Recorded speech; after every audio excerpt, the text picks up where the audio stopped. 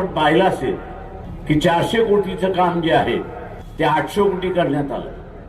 सरकारची लूट झाली आणि त्याच लुटीच्या पैशातून आता असणारं इलेक्शन जिंकण्याचा तंत्र वापरलं जात आहे. मित्रो, राजकीय पक्ष संपवण्याचा असणारा मार्ग अवलंबलेला.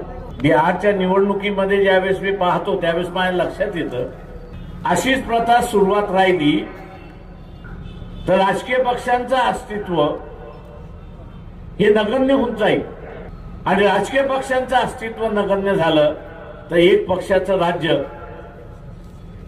यायला वेळ लागणार नाही आणि एक पक्षाचं राज्य आलं तर मग पाहिजे ते करा अशी असणारी परिस्थिती. त्यावेळेस आपण लढायला जाऊ तर ते शक्य होणार नाही हे लक्षात घ्या. हे शक्य होणार नाही आणि म्हणून जे आहे त्याचंच संरक्षण करणं ही आपली असणारी जबाबदारी आहे लक्षात.